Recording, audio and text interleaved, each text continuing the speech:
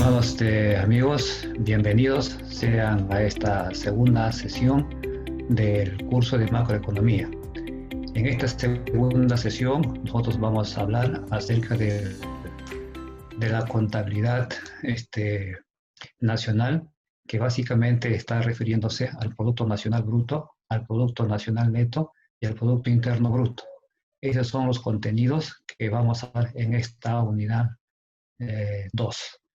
Entonces, ahora lo que vamos a compartir con ustedes es la sesión 5 referente al Producto Nacional Bruto. Cuando estamos hablando del Producto Nacional Bruto, estamos hablando de un indicador macroeconómico importantísimo que tiene que ver con el quehacer de la actividad económica que desarrolla un país. En este sentido, podemos definir al Producto Nacional Bruto como el valor monetario de todos los bienes y servicios finales producidos durante un año por los factores de la producción y que son de propiedad de los residentes de un país. Cuando estamos hablando de todos los bienes y servicios finales, nos estamos refiriendo de todos aquellos productos que han sido transformados, o sea, que han pasado por un proceso de la materia prima a tener un producto determinado que es la que finalmente es la que se va a llevar al mercado para que sea consumido por los consumidores. Y cuando estamos hablando por los factores de la producción, hemos dicho en las clases anteriores, que básicamente está refiriéndose a la tenencia del capital, del trabajo y de los recursos naturales. Estos tres elementos es la que va al unirse, es la que va a producir los bienes y servicios con la tenencia, obviamente, de la mano de obra, ¿ya? Por ejemplo, si una fábrica de automóviles japoneses realiza una producción en el Perú, o sea, todos esos vehículos, o sea, todos los carros que se producen en nuestro país, formará parte del Producto Nacional Neto del Perú, pero más no de Japón. ¿Por qué? Porque todos esos factores de la producción están siendo utilizados por personal nacional y no por personal externo, en este caso por mano de obra, por decir, japonesa, ¿ya? Entonces, en ese sentido, ya este automóvil es un producto final, ¿cierto? Que ha pasado por un proceso y ese proceso ha permitido ya tener la movilidad para ser usado. Ahora, cuando estamos hablando de esta variable macroeconómica, básicamente estamos hablando de la tenencia o de digamos, del uso de uniones de varias variables.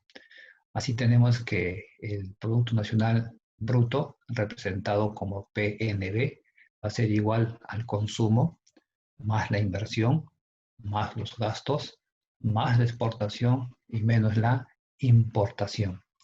Entonces, cada una de estas variables es la que compone el Producto Nacional Bruto. Y cada una de estas variables, asimismo, van a ser usados de una manera tal que pueda, digamos, a una economía llevarle a un proceso de mejoras en términos sociales, económicas, calidad de vida, etcétera, de una sociedad.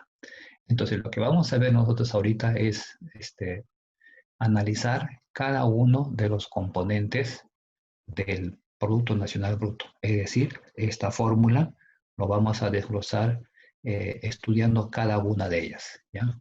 Vamos a ver primeramente con lo que pasa con el consumo.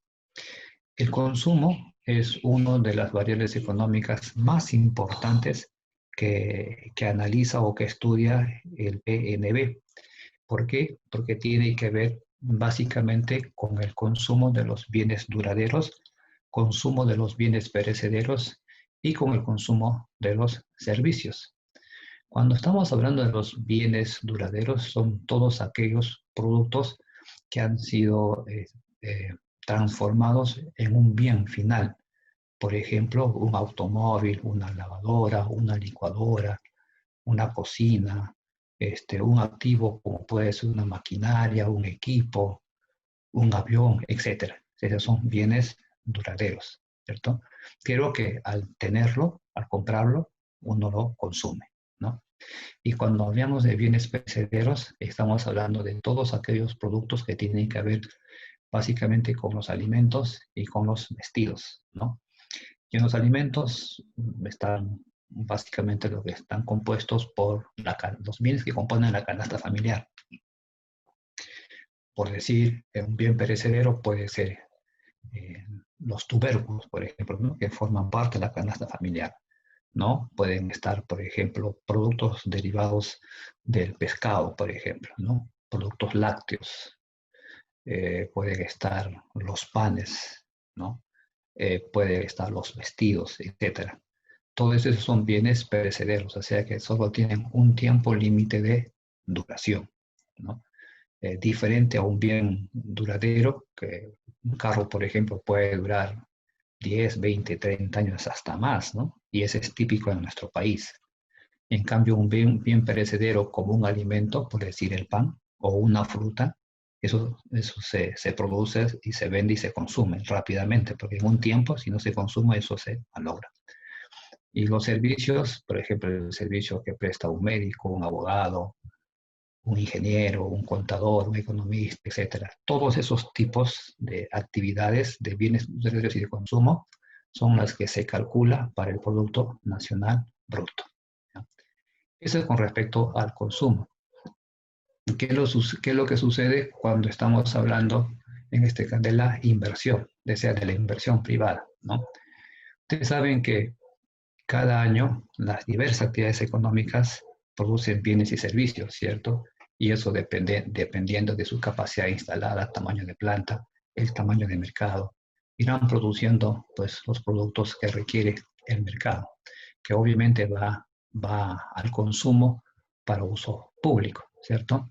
Entonces, estos tipos de inversión están representados por, básicamente, por capital eh, eh, representado en términos de plantas, equipos, construcciones de viviendas, ¿no? Y entre otros. Por ejemplo, cuando hablamos de la planta y equipo, pues son activos importantísimos porque son los que van a utilizar las empresas para poder, digamos, producir el producto que ellos tienen programado producir, ya sea en el trimestre, en el semestre o en el año, o a lo largo de la vida útil que tiene la empresa. Entonces, la empresa para poder producir un producto o un servicio tiene que invertir en plantas y la tenencia de equipos, ¿no? Y maquinarias y entre otros. Entonces, toda esa inversión forma parte también del cálculo del Producto Nacional Bruto. Otros son las construcciones de las viviendas, ¿no? Por ejemplo, cuando se construyen las viviendas, por ejemplo, para alquiler, ¿no? Entonces, esas viviendas generan un ingreso por concepto justamente de alquilar un departamento o una casa completa o un cuarto, etcétera. Entonces, es decir, todas aquellas sectores económicos que están legalmente establecidos, entonces ellos contribuyen también con el cálculo del producto nacional, pero más no el sector informal, ¿no? Por ejemplo, alrededor de la Universidad Peruana Unión existen muchas casas que alquilan estos cuartos, departamentos a los estudiantes, pero son informales. Por lo tanto, el ingreso que ellos perciben no se calcula en el Producto Nacional Bruto porque no están legalmente establecidos. Acá se refiere a los que ya están establecidos, ¿no? Y que por lo tanto cobran una cantidad de dinero por el servicio que están prestando, pero al mismo tiempo están contribuyendo con el Estado. Otra manera de poder ver la inversión privada está refiriéndose a la variación de los inventarios, ¿no? Entonces, aquí también este es otro punto importantísimo. Por ejemplo, en el caso del trigo. Para producir el trigo, nosotros necesitamos la harina, el aceite, levadura, sal y entre otros elementos. Todos esos insumos que se usa, por ejemplo, la industria panificadora, es con el fin de poder producir el pan, ¿cierto? Entonces, el producto final como pan se calcula para el Producto Nacional Bruto. Entonces, todas las materias primas, ¿no? que compra en este caso el empresario que está ligado al mundo de la panificación, bueno, lo usará como efectos multiplicadores esos tipos de insumos para que finalmente él produzca un bien final y satisfaga las necesidades del consumidor. Entonces, esa variación de existencias va variando, ¿no? De un proveedor A, de un proveedor B, de un proveedor C, etcétera, hasta que finalmente se obtenga, en este caso, el producto final. Pero el excedente, por ejemplo, del trigo, entonces ya no va a ser usado en la producción porque ya se está usando la cantidad suficiente que necesita, entonces el excedente pues se puede exportar y esa exportación también forma parte del cálculo del Producto Nacional Neto. Entonces ya hemos visto hasta aquí lo que es el consumo, la inversión. Ahora vamos con el gasto. El gasto básicamente nos está refiriendo a que la administración pública en todos sus niveles, tanto el sector estatal, regional, local, etcétera, todos los gastos que ellos hacen para poder construir, que sea pistas, veredas, colegios, hospitales, compra de armamentos o medios de transportes, etcétera, todos esos gastos que hace el Estado forman parte del cálculo del Producto Nacional Bruto, ¿ya? Pero ¿qué es lo que sucede con las transferencias con los pensionistas? Todo lo que se paga a los jubilados no compone en el cálculo del PNB. ¿Por qué? Porque no se constituye un activo, sino se constituye un pasivo, es decir, en vez de ser un ingreso, constituye un gasto. Por lo tanto, se excluye todos los pagos de transferencias por razones de pensiones a los jubilados, no se calcule en el PNB, se le excluye, ¿ya? En cambio, todos los otros tipos de inversiones, como la contratación de los profesores, por ejemplo, ¿no? El reparar una carretera, etcétera, eso sí se constituye como un cálculo para el PNB, ¿ya? Ahora, ¿qué es lo que pasa cuando hablamos de las exportaciones, ¿no? Nosotros, si ustedes van por el norte o van por el sur del Perú, van a encontrar que hay sectores que antes eran, digamos, arenal, ¿no? Desierto. Entonces, a través de diversos proyectos, ¿no? Ha habido la irrigación, ¿cierto? Se trasladar agua de un lugar a otro, que ha permitido que esa zona del desierto se produzca, por ejemplo, la producción de espárragos. Esos espárragos, ¿no? Que están básicamente por parte del norte chico, ¿no?